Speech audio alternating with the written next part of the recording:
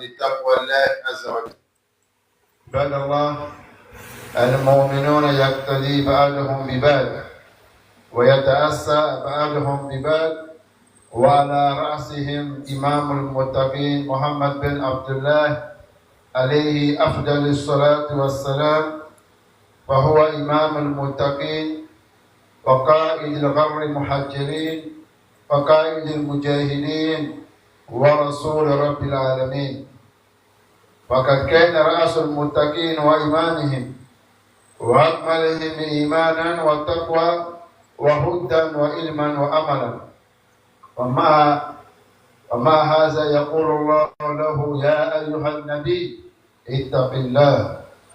والله بعث الرسل عليهم الصلاة والسلام من أولهم إلى آخرهم يدعون الناس بالتقوى إلى توحيد الله وطاعته إلى الإيمان به. وسمعتم قوله سبحانه وتعالى في أول سورة البقرة حيث يقول: ألف لام ميم ذلك الكتاب لا ريب فيه هدى للمتقين. يعني هذا الكتاب العظيم جعله الله هدى للمتقين يهدي الله به المتقين. ثم ذكر بعد صفاتهم فقال: الذين يؤمنون بالغيب ويقيمون الصلاة ومما رزقناهم ينفقون. Alhamdulillah, louange à Allah par laquelle ses bienfaits s'accomplissent. Nous le remercions à sa juste valeur et on atteste qu'il n'y a point de divinité digne d'être adorée qu'Allah sans associé. Également attester que notre bien-aimé, le prophète Mohammed sallallahu alayhi wa sallam, est bel et bien son envoyé. Paix et salut sur ce noble prophète, ainsi que sa famille, ses compagnons, et tous ceux qui ont suivi ses enseignements jusqu'au jour de la résurrection. Chers serviteurs d'Allah, voilà notre troisième vendredi sur ce même thème de la crainte d'Allah, c'est-à-dire la piété. Et alhamdulillah, c'est à la facilité, nous allons résumer notre thème, Inch'Allah, et en même temps conclure. On demande à Allah sans cesse de nous assister et surtout de nous donner toujours la bonne compréhension dans la religion. Et s'il nous donne la bonne compréhension, qu'il nous facilite également la mise en pratique. S'il nous facilite également la mise en pratique, que surtout Allah nous aide à pouvoir conserver tous nos mérites de la vie ici-bas jusqu'au jour de la résurrection. Parce que si nous n'avons pas conservé ces mérites-là, jusqu'au Yawm al-Qiyamah, c'est comme nous n'avons absolument rien fait. Voilà pourquoi l'être humain a toujours besoin de l'assistance d'Allah, le très miséricordieux. Chers fidèles, sachez également que les croyants prennent l'exemple si d'autres croyants. Et les croyants également prennent toujours pour modèle les autres croyants.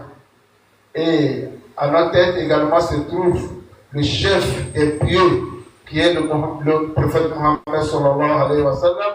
Car notre prophète bien-aimé, il est le chef des pieux, il est le chef également des hommes glorieux, et il est le chef également des mujahideen fi sabilillah. Le prophète sallallahu alayhi wa sallam, il était à la tête de tous ceux qui sont pieux, et également c'est le prophète qui est le plus parfait en foi, et également le plus parfait également en piété, et le plus parfait également en direction, en connaissance et également en action. Malgré tout cela, Allah lui dit dans le Saint-Coran: Ya ayyuhan nabi ittaqillah. Allahu Akbar. Le prophète sallallahu alayhi wa sallam, parmi toutes les créatures d'Allah, il n'y a pas un qui le surpasse en connaissance. Il n'y a pas quelqu'un qui le surpasse en action. Il n'y a pas quelqu'un qui le surpasse en direction. Il n'y a pas quelqu'un qui le surpasse en bonne action. Il n'y a pas de créature dans le ciel et dans la terre qui surpasse le prophète sallallahu alayhi wa sallam sur tout ce qui est, on peut considérer comme les bonnes attributions. Mais malgré cela, Allah lui dit: Ya ayyuhan nabi ittaqillah. Oh, toi le prophète, crains Allah. Regardez un peu l'importance de la crainte d'Allah subhanahu wa ta'ala. Voilà pourquoi on dit: la crainte d'Allah se trouve dans toutes les actions. La crainte d'Allah se trouve dans la prière, ça se trouve dans la zakat, ça se trouve dans les jeûnes du mois de Ramadan, ça se trouve alhamdulillah dans le pèlerinage, ça se trouve également dans toutes les actions que nous faisons en espérance de rapprocher d'Allah. Voilà pourquoi Allah subhanahu wa ta'ala nous a envoyé le prophète sallallahu alayhi wa sallam. Non seulement nous a envoyé d'autres prophètes comme Cheikh Salih Fawzan a dit Wallahu ba'atha rusul alayhim salatu wa salam min awwalihim ila akhirihim yad'una an-nasa bit-taqwa ila tawhidillah. Et Allah, par sa miséricorde, nous a envoyé des prophètes. Si on peut dénombrer, on peut demander 313. Du premier jusqu'à la fin, c'est-à-dire que du début jusqu'à la fin, les activités, les actions, c'est le fait d'appeler les gens à la crainte d'Allah, à l'unicité d'Allah. Et la taqwa, il a tawhid. Et la crainte d'Allah, à l'unicité d'Allah. Pourquoi, alhamdoulilah, qu'on puisse adorer Allah avec la foi? L'être humain sans l'unicité d'Allah, il est comme un animal. L'être humain qui ne manifeste pas l'unicité d'Allah, et tawhid d'Allah, tu ne crois pas qu'Allah il est unique, Allah il est dit d'être adoré, on ne doit absolument rien associer à Allah, tu n'es même pas considéré comme un être humain. Parce que tu n'es pas reconnaissant vis-à-vis de ton Seigneur. Voilà pourquoi Allah subhanahu wa ta'ala, en dehors du prophète sallallahu alayhi wa sallam, nous a révélé le livre qui est le Saint-Coran.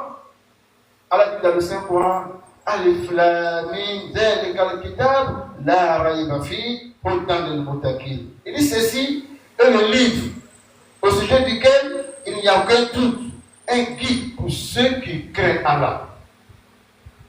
Allah appelle le Saint-Coran, le Coran al-Azim, ou bien al-Zikr, ou bien al-Furqan, tout ça, alhamdoulilah, sont les noms du Saint-Coran. Il n'y a pas de doute dans le Saint-Coran. Mais alhamdoulilah, le Coran est réservé uniquement. Le Coran, c'est notre guide pour ceux qui ont la crainte d'Allah subhanahu wa ta'ala. Voilà pourquoi nous interpellons certaines personnes pour nous dire l'islam même, souvent il y a des doutes dedans. Ou bien le Coran, on n'arrive pas à comprendre ceci et cela. Subhanallah. La hawla wa la quwwata illa billah. Le Coran, alhamdulillah, nous a tout détaillé. Notre bonheur de la vie ici se trouve dans le Saint-Coran. Si nous voulons avoir une vie agréable dans la tombe, notre vie tombale se trouve dans le Saint-Coran. Si nous voulons avoir le paradis, se trouve dans le Saint-Coran. Allah a tellement tout détaillé dans le Coran, tout expliqué dans le Coran, et en même temps expliqué au prophète sallallahu alayhi wa sallam, à tel point qu'il a terminé pour dire El-Yawma akmaltu lakum dinakum wa atmamtu alaykum ni'mati wa raditu lakum al-islam dina. Aujourd'hui, j'ai parachevé pour vous votre religion. J'ai accompli pour vous mes bienfaits, et j'ai agréé l'islam pour vous comme religion. Allah subhanahu wa ta'ala ne peut pas être injuste envers nous. Si tu trouves des doutes en islam ou dans le Saint-Coran, mais il faut t'orienter vers un savant, vers un guide religieux, guide de confiance. Avant de l'aide, il va t'orienter. Voilà pourquoi, quiconque tombe dans les choses ambiguës, il est automatiquement tombé dans les haram. Quiconque tombe dans les choses ambiguës, c'est-à-dire dans les choses douteuses, ce qu'on appelle un shubhat, il est automatiquement tombé dans le haram, et c'est ce que nous vivons aujourd'hui malheureusement. C'est une triste réalité. Le prophète sallallahu alayhi wa sallam a dit El halal bayin ou al haram bayin ou baynahuma umur mushtabihat. Il dit les choses illicites sont connues. Les choses également illicites également aussi sont connues. Mais entre les deux, le licite avec ce qui est illicite, il y a des choses qui sont douteuses que beaucoup de personnes ne savent pas. C'est-à-dire qu'il y a des choses qui sont halal. Ça, c'est connu. Ce qui est haram également aussi, on connaît. Ce qui est halal, on connaît. La prière, les jeûnes du mois de Ramadan, la zakat, les bonnes actions, la nourriture qui est halal, l'eau, alhamdulillah, qui n'est pas alcoolisée. Tout ça, c'est halal. Mais les désobéissances, la fornication, l'alcool, les jeux hasard, comment on appelle la cigarette, tout ça, c'est haram. Mais entre les deux, il y a des choses qu'on ne sait pas. Lorsqu'alhamdulillah, tu ne cherches pas à savoir ça, dites-vous également que vous êtes automatiquement dans le haram. Parce qu'Allah dit, et celui qui tombe dans les choses ambiguës, dans les choses douteuses, il est automatiquement dans le haram. Isa alayhi salam, Jésus, paix Allah soit sur lui, a dit ça. Il dit al-umur sarasa. Il dit les choses sont au nom de toi. Ça c'est les paroles de Isa alayhi salam, mais qui a été repris par le prophète sallallahu alayhi wa sallam. Il dit al-umur sarasa. Il dit les choses sont au nom de toi. Il dit Amrun, kad tabayyana laka rushdahu fattabi'uhu. Il dit une chose, que la positivité est évidente. Il faut pratiquer ça. Ittabi'uhu. Ça revient à la même chose qui est halal. Il dit wa amrun kad tabayyana laka ghayyuhu. Il dit deuxième chose, c'est une chose que la négativité est évidente. Comme les boissons, la fornication, la vérité, comme il vient de dire. Ça aussi c'est évident. Il dit, il faut, alhamdulillah, t'écarter de ça. Il dit, mais troisième chose, c'est une chose, alhamdulillah, que tu ne sais pas si c'est positif ou c'est négatif. Il dit, automatiquement, il faut te renseigner vers un savant. Quand même de la bonne compréhension. Chef fidèle, voilà pourquoi, alhamdulillah, lorsqu'on parle des croyants, c'est des personnes que Allah subhanahu wa ta'ala il a élevées. Lorsqu'on parle des croyants, c'est des personnes qui adorent Allah avec quoi? Avec des choses qui sont bien définies, qui sont bien orientées. Alhamdulillah, nous tous, nous avons fait, peut-être dans la marche de Janaba à la maison, on a fait nos ablutions. Nous sommes orientés vers la mosquée pour venir chercher la face d'Allah. Mais Allah subhanahu wa ta'ala, il nous connaît plus que nous-mêmes. Nous également, on se connaît également aussi plus que les autres. Moi, je me connais plus que quiconque. Vous aussi, vous connaissez également aussi plus que moi. Parce que je pense que, non parce que je vous vois à la mosquée, que je me dis tel et tel est croyant. Vous également aussi, non parce que l'imam à chaque mois, il est éloquent, il fait le prêche, car il est le plus proche d'Allah. Non. C'est Allah seul qui sait qui est sincère, qui n'est pas sincère. Mais en réalité, nous sommes venus à la mosquée, c'est pour chercher quoi au juste. Chacun de nous doit se poser la question. On est venu à la mosquée. C'est pour venir quoi? Après que vu, alhamdulillah, on est venu faire la prière. On est venu adorer Allah. On n'est pas venu adorer le Satan. On n'est pas venu adorer quiconque. On dit qu'on est venu adorer Allah. Mais est-ce que dans notre foi intérieure, nous sommes sincères également que nous sommes venus adorer Allah? Est-ce que nous sommes venus adorer Allah avec une conviction totale à Allah subhanahu wa ta'ala? Ça, c'est un problème que nous-mêmes, souvent, on doit se poser la question. Demande-toi d'abord des comptes avant que Allah va te demander compte Yawm al-Qiyamah. Est-ce que tu es sincère avec l'adoration que tu fais? Est-ce que tu es sincère avec tous les actes des dévotions que vous êtes en train de faire? C'est très important. Car nous l'avons compréhension. Voilà pourquoi Allah subhanahu wa ta'ala dit dans le Saint-Coran, lorsqu'il parle des attributs, des comportements des croyants, il dit Allazina yu'minuna bil ghayb wa yuqimuna as-salata wa mimma razaqnahum yunfiqun. Il dit les croyants, d'abord c'est des personnes, ils croient à l'inconnaissable, ils croient à l'invisible. Wa yuqimuna as-salata, ensuite ils font la prière. Je m'arrête là. Est-ce que c'est normal pour un musulman de douter même de Allah? Est-ce que c'est important à un musulman, ou c'est normal à un musulman de douter même du destin, de douter à ce qui lui arrive, ou de ce qu'il va vivre? Non, le musulman ne doit pas douter à cela. Je vois également des prédicateurs qui disent il y a des choses dans de l'air, tant que tu n'as pas été sûr, tu n'as pas vu réellement avec tes yeux, il ne faut pas croire à ça. Subhanallah. Allah dit les croyants, ils croient à l'inconnaissable, ce qu'ils ne savent pas. Le fait que ça vient de Allah, subhanallah, ils croient également à ça. Et plusieurs fois dit ici, pourquoi Abu Bakr Siddiq, ça pourra se passer également presque tous les Sahaba. Lorsque Omar ibn Khattab a une conviction pour dire cela vient de Allah, ou bien cela vient du prophète sallallahu alayhi wa sallam, automatiquement lui pose sa foi. Il ne doute même pas.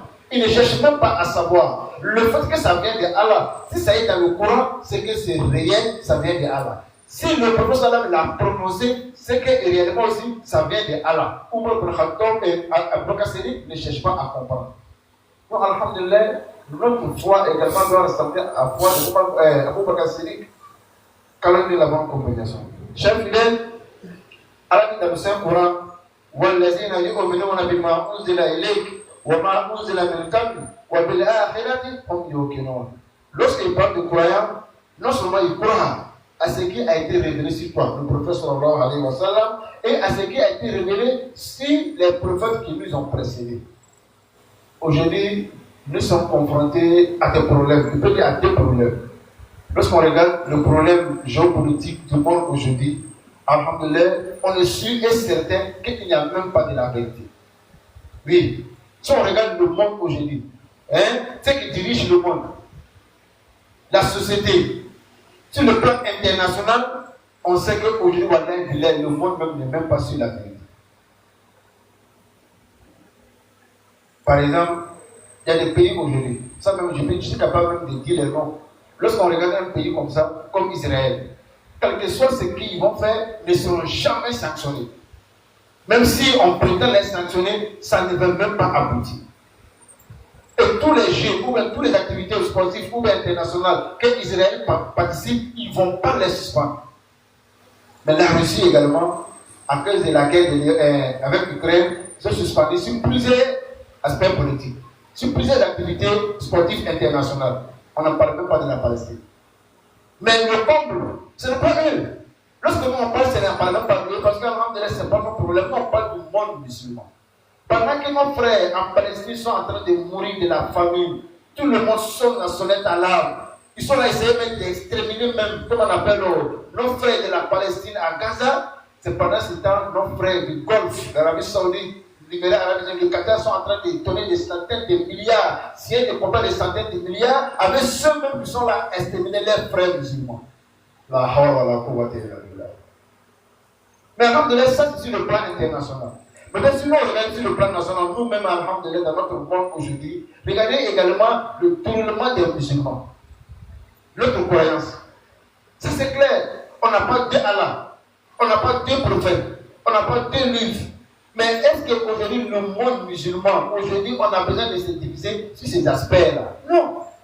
Il peut y avoir des désaccords, mais c'est minime. Comme par exemple le vendredi passé, de la prière quotidienne que nous avons fait, c'est le prophète l'a autorisé. Mais les mazahib, c'est-à-dire que les écoles, que ce soit Hanafiya, Malikiya, Hanbaliya, Shafiya, chacun donne les accords, donne les envies. Parce que ce sont ces théologiens-là qui ont défini réellement l'islam pour nous aujourd'hui. Alhamdulillah. Mais nous sommes toujours d'accord pour dire, même si tu es Maliki par exemple, tu es Hanafi, et tu pratiques le code de Hanafi ou de Maliki, si tu trouves que l'idée que le Maliki donne sur ces aspects-là, c'est une contradiction avec ce que Allah et le prophète a enseigné, automatiquement on laisse le mazhab que tu es en train de pratiquer. Moi par exemple ici, Hanbali.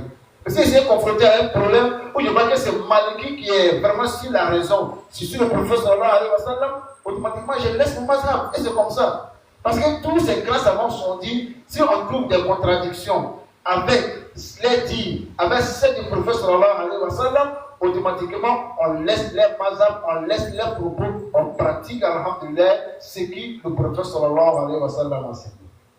Mais l'autre était imam, quand il donne des enseignements, il ne faut pas laisser des personnes douter de toi dans ces enseignements-là, parce que le khutbah, il n'est pas comme les autres prêches, Inch'Allah.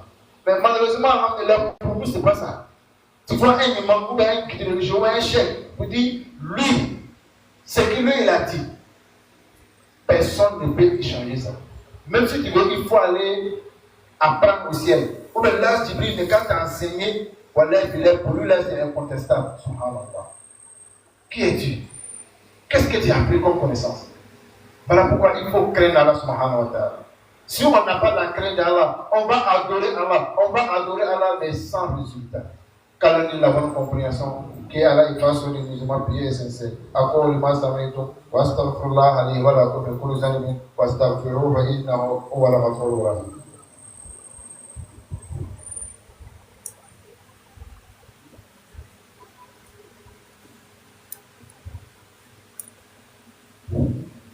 Alhamdulillah Rabbil Alamin wal aqibatu lil muttaqin wala udwana illa ala zalimin.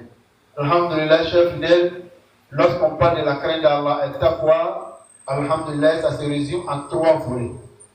Lorsqu'on parle de l'islam, on dit l'islam c'est les 5 piliers. Lorsqu'on parle de la foi, on dit la foi c'est 6 piliers. Et la crainte d'Allah, selon les savants également, c'est 3 piliers. D'abord, la première est l'ikhlas, la sincérité. Deuxièmement, al-i'tiqad wa yaqin, la croyance et la certitude que Dieu seul est l'influenceur absolu. Et troisièmement, as-sa'i min ajli an takuna a'maluka wa aqwaluka wa af'aluka matbubatan bi dabti shari. S'efforcer de faire en sorte que vos actions, vos paroles et vos actes soient régis par la charia. Chers fidèles, Voilà les 3 piliers de la crainte d'Allah subhanahu wa ta'ala.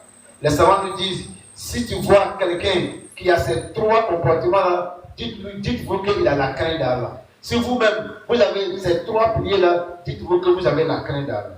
Al-ikhlas lillah, c'est-à-dire la sincérité dans le fait de se retrouver vers Allah le Tout-Puissant. Ce qui veut dire, tout ce que tu vas faire, sois sincère envers Allah. Parce que Allah lui-même a dit وَمَا أُمِرُوا إِلَّا لِيَعْبُدُوا اللَّهَ مُخْلِصِينَ لَهُ الدِّينَ. On n'a pas ordonné, sauf que d'adorer Allah, ça veut dire être sincère uniquement avec Allah subhanahu wa ta'ala. Tous nos actions doivent être inclus à Allah subhanahu wa ta'ala. La sincérité. Deuxièmement, la croyance et la certitude que Dieu seul est l'influenceur absolu. Le croyant doit également, dans sa crainte à Allah, dans sa piété, doit se dire tout ce que tu fais, c'est Allah. Mais absolument, rien ne doit t'arriver si ce n'est pas par Allah. Parce que lui, Allah dit rien ne peut nous arriver si ce n'est pas par la volonté de Tout-Puissant. Donc, c'est Allah seul qui peut influencer ta vie. Et troisièmement, c'est le fait de s'efforcer, de faire en sorte que vos actes d'adoration, que vos paroles, que tout doit être régi par la charia, c'est-à-dire que par la loi de Allah le Tout-Puissant. Chers fidèles, celui qui a ces 3 comportements-là doit se dire qu'il a la piété, qu'il a la foi. Parce que Allah subhanahu wa ta'ala, il dit dans le Saint-Coran, Tilka daru akhira, naj'aluha lillazina la yuriduna uluwan fil ard wala fasad wala aqibatu lil muttaqin. Il dit la vie de Yawm al-Qiyamah. Allah subhanahu wa ta'ala l'a réservé uniquement pour ceux qui ne cherchent pas la grandeur dans la vie ici-bas. Pour ceux également qui ne cherchent pas à commettre des désordres dans la vie ici-bas. Et la bonne fin appartient aux hommes pieux. Chers fidèles, on demande à Allah qu'Allah fasse de nous également des hommes pieux et sincères. Pour terminer, il y a également des comportements qui peuvent nuire à votre piété. Il y a des comportements également qui peuvent gâter votre foi en Allah. Et ce comportement, la première, c'est l'orgueil, al-kibriya. On a plusieurs fois expliqué ici. Celui qui est orgueilleux, dites-vous que vous ne pouvez en aucun cas avoir la crainte d'Allah. Et deuxièmement, chers fidèles, c'est al-hasad. On ne peut pas dire la jalousie négative. Tu peux être jaloux de quelqu'un, mais souvent c'est positif. On peut revenir ça dans notre prochain sermon. Mais la jalousie également, si Allah a facilité que vous ne pouvez pas vous effacer de la jalousie, vous ne pouvez pas vous éloigner de la jalousie, dites-vous que vous ne pouvez absolument en aucun cas avoir la crainte d'Allah. Et surtout, si vous ne faites pas attention, tout ce que vous allez faire dans la vie ici-bas appartient aux toutes personnes le jour de la vie. Parce que la jalousie également, comme le prophète a dit, ça efface vos mérites dans la vie ici-bas. Quand même de la bonne compréhension. Et troisièmement, pour terminer, celui qui ne fait pas attention, il se peut qu'il ne peut en aucun cas avoir la crainte d'Allah, c'est le fait d'être un partisan. On appelle un hizbi, un partisan. Non, on ne peut jamais être un partisan et puis avoir la crainte d'Allah. Si tu veux être un partisan, sois un partisan de la sunna du prophète sallallahu alayhi wa sallam. Un partisan d'une association, tu ne peux jamais avoir la crainte d'Allah. Car l'un de la bonne compréhension, qu'Allah fasse de nous des musulmans priés et sincères. Chers fidèles, pour terminer mon sermon, lorsqu'on parle de la crainte d'Allah, souvent la peur de laisser notre progéniture, c'est-à-dire que nos enfants, nos épouses derrière nous, ça nous amène à désobéir à Allah. Ça nous amène souvent à perdre même la crainte d'Allah dans la vie ici-bas. Ça arrive à plusieurs personnes. Pour le fait de partir, pour ses enfants, ils sont obligés à essayer de faire des réalisations pour se dire, alhamdulillah, si je ne suis pas là, ma famille, alhamdulillah, sera à l'aise derrière moi. Subhanallah. C'est erreur. Si on veut voir la crainte d'Allah, et si, alhamdulillah, tu veux garantir, comment on appelle, garantie de tes enfants, de tes épouses derrière toi, après ta mort, il faut simplement avoir la crainte d'Allah. Petite histoire rapidement pour terminer. Celui qu'on considère comme le 5e calife, Omar ibn Abdelaziz. À sa mort, il a laissé, il peut dire, 18 dinars. Et ces dinars, les savants l'ont approché pour dire, mais tu vas laisser tes enfants, plus de 10 enfants, 3 femmes, avec simplement 18 dinars, c'est peu. Il dit non. Lui, il les a formés, il les laisse avec la crainte d'Allah. Et alhamdoulilah, il est décédé. Ils ont pris 4 dinars pour préparer son enterrement, son animation, et ils ont partagé le reste là à ses enfants. Et bien avant ça, celui qui lui il a succédé, Hicham ibn Abdul Malik, lorsqu'il est décédé, la somme qu'il a laissée en une seule femme, l'argent qu'il a reçu, c'est les dinars à l'époque. Quand j'ai converti ça ici, c'est 1,7 milliard et quelques. Et il y a 4 femmes. Chaque femme a reçu 1 milliard et quelques, sans compter les cours, les chevaux, les chameaux et les objets de valeur, or, diamants, etc., etc. Or, on sait que les enfants gagnent plus que les femmes dans l'héritage islamique. Mais, il y a un savant qu'on appelle Boukat ibn Suleiman, il dit, 10 ans après, lui, il a vu les enfants des Hicham ibn Abdul Malik qui ont hérité des centaines de millions, des chevaux, des roues, en train de demander fils à laisser la route. Mais il a vu un enfant de Omar ibn Abdelaziz qui n'a absolument rien reçu d'héritage, donner 100 chevaux fils à Bilillah. 100 chevaux pour donner fils à Bilillah. Allah. Allah dit dans le Saint-Coran, c'est-à-dire que ceux qui craignent de laisser derrière eux les enfants faibles, les enfants orphelins, qui craignent que ces enfants seront égarés, ils n'ont qu'à avoir simplement la crainte d'Allah.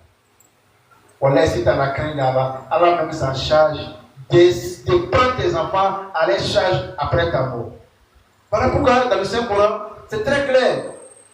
Allah subhanahu wa ta'ala dit dans le Saint-Coran que ceux الذين قالوا ربنا الله ثم استقاموا تتنزل عليهم الملائكة ألا تخافوا ولا تحزنوا. قالوا ربنا الله كلمة التوحيد. Ce qui dit que notre Seigneur est Allah. Allah dit ce qui dit que notre Seigneur est Allah. Ensuite c'était juste. Pendant les morts, pendant qu'ils sont dans l'agonie, les anges descendent pour leur dire Allah takhafou wa la tahzanu. N'ayez pas peur de ce qui vous attend après la mort. Ne soyez pas aussi triste, ne soyez pas affligés aussi de ce que vous allez laisser derrière vous, vos enfants. Allah dit Nahnu awliyaukum fil hayati dunya wa fil akhirah. Les gens disent nous sommes vos compagnons, nous sommes vos amis dans la vie ici-bas et puis dans la vie de l'au-delà. Wallah, celui qui craint d'Allah ne va jamais perdre. Non seulement dans la vie ici-bas, ne peut jamais perdre Yawm al-Qiyamah. Les gens peuvent le dénigrer, les gens peuvent le critiquer. On peut même le humilier, mais Allah ne va jamais le humilier, Allah ne va jamais l'abandonner. Et ceux qui l'humilient dans la vie ici-bas, qui l'ont abandonné, voilà, ils seront tellement étonnés de voir ce qu'Allah a réservé pour lui Yawm al-Qiyamah. Voilà pourquoi, pour conclure notre thème d'aujourd'hui, éviter de porter des préjudices négatifs aux gens. Éviter de juger des personnes. Évitons également aussi de donner des étiquettes à des personnes qu'ils ne méritent pas ces étiquettes-là. On l'aide, et on voit que ce n'est pas facile. On demande à Allah que non seulement il donne une bonne compréhension et que surtout il fasse des musulmans pieux et sincères. Chers fidèles, nous avons des informations. La première, on a un frère à chaque mois, nous sommes dans la mosquée, s'assoit toujours sur les chaises ou le vieux assis. Parce que 2 ou 3 vendredis, il n'est pas avec nous, il était hospitalisé. Alhamdulillah, on demande à Allah de lui donner la santé, qu'Allah fasse qu'il vienne nous retrouver ici, Inch'Allah, en bonne santé. Mais également, nous n'allons pas entendre, nous ne sommes pas qu'on annonce une mauvaise nouvelle avant que, Alhamdulillah, on va se lever pour dire qu'on va lui porter de l'aide. C'est à ce moment qu'il est dans le besoin. Alhamdulillah, il est beaucoup souffrant. La maladie qu'il a également aussi demande beaucoup de moyens. Donc, on demande aux frères musulmans de l'aider. Nous avons choisi des personnes à la mosquée. Juste après les prières, ils vont passer par nous. On va essayer de l'aider, fils à également, on a également une maman aussi qui a des enfants à la maison. Son mari est décédé, elle a au moins 3 à 4 orphelins venus à la maison. Donc, elle nous a demandé de l'aide. Donc, pour ce vendredi-là, on est dans un mois sacré. On demande à Allah que l'aide qu'on va voir aujourd'hui soit vraiment beaucoup consistant pour qu'on puisse partager entre ces 2 personnes qui sont dans le besoin, Inch'Allah. Allahumma a'izz al-Islam wal-Muslimin wa adil al-Shirk wal-Mushrikin wa da'war a'da' ad-din اللهم من أحياته منا فهي الإسلام، فمن توفته منا فتوفى الإيمان. اللهم فرج هم المهمومين، ونفس كرب المكروبين، واقضي دين للمدينين، ويسر أمور المسلمين، واشفى مرضى ومرضى المسلمين. اللهم اجعلنا من كل هم فرجا ومن كل ضيق مخرجا.